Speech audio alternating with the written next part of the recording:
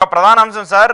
కాపు కాపు నేతలకు సంబంధించి గతంలో అంటే 2016లో జరిగినటువంటి కేసు ఇది. అప్పుడు ఉన్నటువంటి పరిణామాలు కావచ్చు, అప్పుడు ఉన్నటువంటి అంశాలు కావచ్చు, కాపులకి రిజర్వేషన్ కల్పించాలి, కాపులను బీసీలో చేర్పించాలని చెప్పేసి అప్పుడు కాపు ఉద్యమ నేతగా ఉన్నటువంటి ముద్రగడ పద్మనాభం గారు తునిలో ఒక కార్యక్రమాన్ని నిర్వహించారు. అది గందరగోళంగా మారటం, ఆ తర్వాత రైలును తగలబెట్టడం, అక్కడ రాస్తా రోకోలు జరగడం, ఇవన్నీ కూడా మనం చూస్తూ వచ్చాము. సరే, ఆ తర్వాత జరిగినటువంటి పరిణామాలు ఏంటి అవన్నీ కూడా మనకి తెలిసింది. అయితే ఆ కేసు ఆల్రెడీ కంప్లీట్ అయిపోయింది, రైల్వే కోర్టు కొట్టేసింది. ఆ తర్వాత దానికి సంబంధించి ఎవరైతే నేతలు ఉన్నారో వాళ్ళందరికీ కూడా ఒక విధంగా జగన్మోహన్ రెడ్డి అధికారంలో ఉన్నప్పుడు ఒక రిలీఫ్ కూడా వచ్చింది. కానీ ఇప్పుడు ఈరోజు ఉదయం ఆ కేసును మళ్ళీ తిరిగి రీఓపెన్ చేస్తున్నామంటూ కూటమి జీవో ఇష్యూ చేసింది.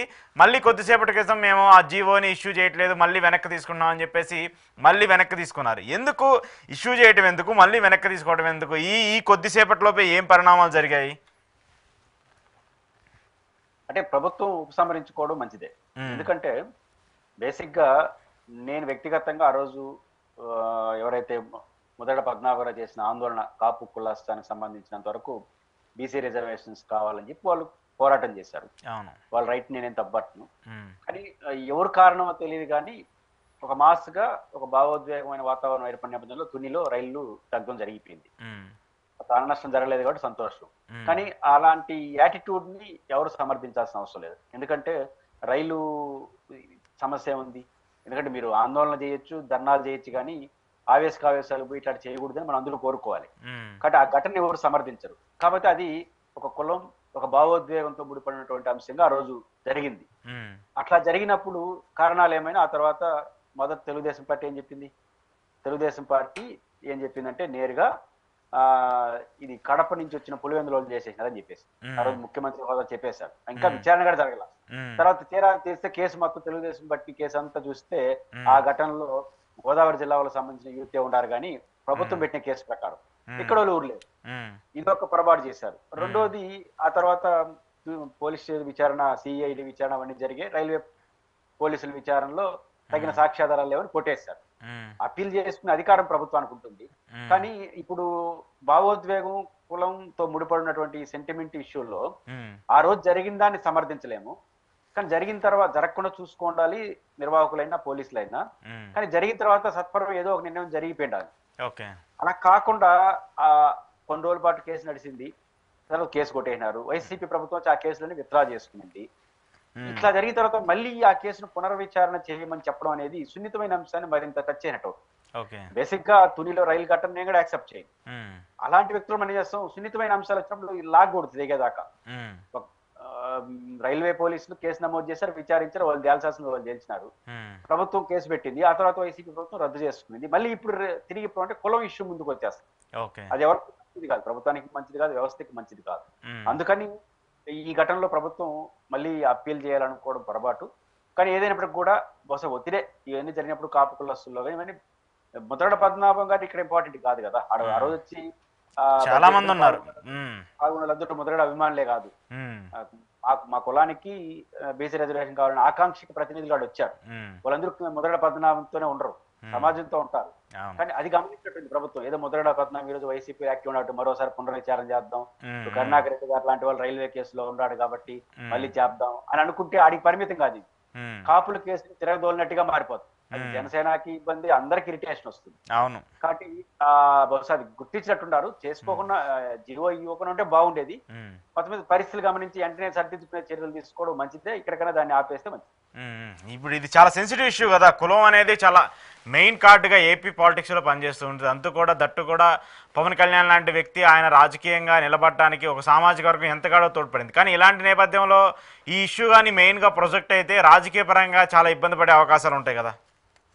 అది గమనించినట్టుంది ప్రభుత్వం. ఎందుకంటే ఇది వాళ్ళు ఇక్కడ నేను చెప్పాను కదా, తిరుపతిలో కరుణాకర్ రెడ్డి గారు వెనక నుంచి నడిపారనే పేరుతో ఆయన పైన కేసు నడిచింది. ఆయన కూడా సిఐడి విచారణకి వెళ్ళాడు, కోర్టుల చుట్టూ తిరిగారు, రైల్వే కోర్సు కొట్టేసింది. ముద్రగడ పద్మనాభం గారు దాంట్లో నెంబర్ 1 దేహార దీక్ష చేసింది ఆయనే.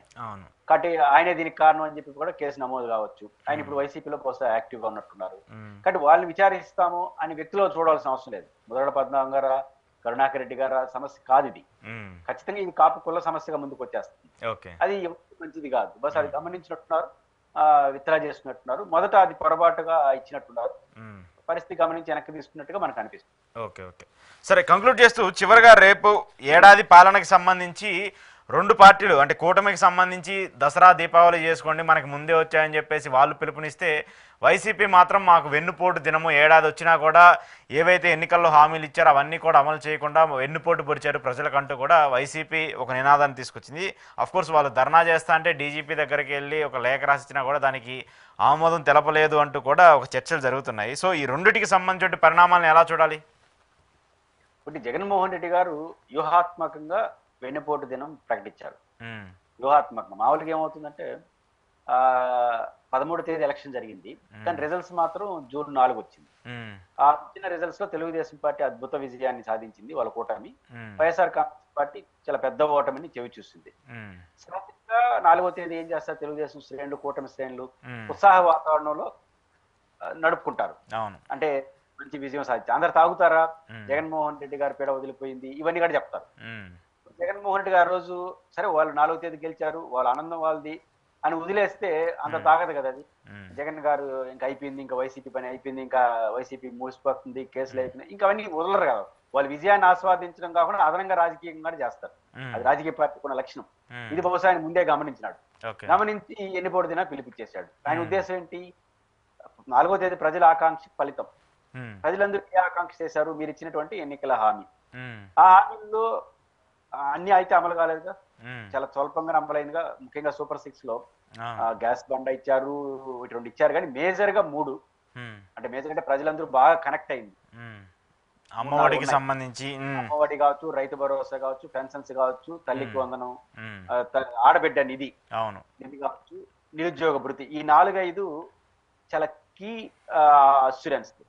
దీంట్లో ఒక పెన్షన్స్ తప్ప మిగతా 4 అమలు చేయలేదు.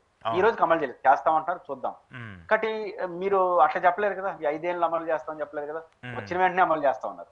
అవును. కాబట్టి ఇది మోసం చేసినట్టు కదా. ఉమ్, కాబట్టి మీరు ఎన్నికల్లో ప్రజలు ఇచ్చిన ఆకాంక్షకి ఎన్నిపోటు పొడిచారు అనే లాజిక్ ఆయన తీసుకున్నాడు. ఉమ్, దీని ద్వారా ఏమవుతుంది? రేపు వెన్నుపోట ఒక దుర్మార్గుడు ఓడిపోయినాడు అనే ఉమ్, ఏమంటారు, దీపావళి ఇవన్నీ అర్థం ఏంటి? ఉమ్, దీపావళి ఎందుకు చేసుకుంటాం? నరకాచార్య చతుర్థి అప్పుడు చేసుకుంటాం. ఉమ్, ఉమ్, కాబట్టి జగన్ ఓడిపోవడానికి దాంతో పోల్చారు వాళ్ళు. ఉమ్, అది ఒకటే చర్చ అయితే రేపు జరగదు. ఉమ్, ఇది జరుగుతుంది, దానికన్నా ఇది ఎక్కువ జరుగుతుంది. ఎందుకంటే వెన్నుపోటు దినం అంటారు, వెన్నుపోటు అని పేరు పెట్టారు కాబట్టి ముఖ్యమంత్రి గారు ఒప్పుకోరు. ఉమ్, అది రామారావు గారి ఎపిసోడ్ నుంచి జరుగుతుంది. ఇది ప్రజల ఆకాంక్ష, ఇంకోటి పేరు పెట్టి ఒప్పుకుంటాడు, అన్న బాగుండి అనుకుంటాడు, కానీ వెన్నుపోటు అంటే ఒప్పుకోరు. ఎక్కడికక్కడ నాకు తెలిసి అనుమతిస్తారని నేను అనుకోవట్లేదు. ఉమ్, హౌస్ అరెస్టులు ఇవన్నీ జరుగుతాయి రేపు. ఉమ్, జరిగినప్పుడు ఏది ఫోకస్ లోకి వస్తుంది? ఇదే ఫోకస్ లోకి వస్తుంది. అవును. ఎన్నిపోటు దినం అంటే ఎన్నిపోటు అనేది పక్కన పెడితే ఇచ్చిన హామీలు అమలు చేయలేదంట, ఇచ్చిన హామీలు అమలు వాస్తవంగా చాలా వరకు అమలు చేయలేదు. ఓకే. కాబట్టి దీనికోసం ఆ దీపాలు జరుపుకునే సాయంత్రం పూట మీరు అనే చర్చ వెళ్తుంది. ఉమ్, కాబట్టి జగన్మోహన్ రెడ్డి గారు వ్యూహాత్మకంగా కూటమిని తన లైన్ లోకి లాక్కున్నాడు. అంటే ఓకే. మీరు ఒకరే కాదు, మీరు దీపావళి చేసుకోవడం సంబరాచరాల్లో మునిగిపోవడం కాదు, ఈ ఈ కౌంటర్ అటాక్ కూడా చేయడం ద్వారా వ్యూహాత్మకంగా ఖచ్చితంగా బ్యాలెన్స్ అయిపోతుంది. వాళ్ళు దీపావళి అంటారు, వీళ్ళు కాదు అంటారు. ప్రజలు రెండు చర్చ జరుగుతుందిగా. దీపావళి అంటే ఎవరికి దీపావళి? మీకు పదవులు వచ్చినా కూడా దీపావళి, మా పరిస్థితి మా హామీలు అమలు కాలేదు కదా ఒక సెక్షన్ ఉంటుంది. కాబట్టి ఈ చర్చ రాజకీయంగా అప్పర్ హ్యాండ్ తీసుకోవడం కోసం జగన్ గారు వ్యూహాత్మకంగా గెలిచారు. కాబట్టి పొలిటికల్ గా వ్యూహాత్మకంగా నేను ఎన్నిపోటు లేదా సైకో ఈ పదాలు నేను వాడిన కానీ, బట్ వాళ్ళు ఇచ్చిన కాన్సెప్ట్ మాత్రం వైసీపీ శ్రేణులను ఎంత ఉత్సాహపరుస్తుంది, రెండు బ్యాలెన్స్ చేసేసి అది కరెక్టా ఇది కరెక్టా అనే చర్చనీయాంశం చేయడానికి మాత్రం జగన్ గారి పిలుపు ఉపయోగపడుతుంది. ఇంతవరకు రాజకీయంగా ఈ విమర్శల పరంగా ఉంటే సరిపోతుంది, కానీ ఉద్రిక్తులుగా మారితే మళ్ళీ అదొక ఇబ్బందిగా మారే అవకాశం ఉంటుంది. దానికి మళ్ళీ అది వేరే విధంగా టర్న్ అయ్యే సిచ్యువేషన్ ఉంటుంది కదా. ఏమి జరగదు, ఉద్రిక్తులు ఏం జరగదు, అసలు అనుమతిస్తే కదా. ఉద్రిక్తులు ఎప్పుడు ఆడిపోయి ధర్నాలు చేస్తే ఉద్రిక్తులు. నాకు తెలిసి రాత్రి నుంచి అవసరస్తులు చేస్తారు కీలకమైన నాయకుల్ని అని నేను అనుకుంటున్నాను. ఆల్రెడీ అంటే డీజీపీ గారి దగ్గరికి వెళ్తే ఆయన పర్మిషన్ ఇవ్వలేదని చెప్పేసి ఒక చర్చ జరుగుతుంది. పర్మిషన్ ఇచ్చినా కూడా ఎట్లా ఇస్తారు? ఆల్రెడీ అన్ని జిల్లాల్లో 30 యాక్ట్ ఇంపోజ్ చేసినారు. కాబట్టి ఇప్పుడు వీళ్ళకి సమస్య దీపావళి సాయంత్రం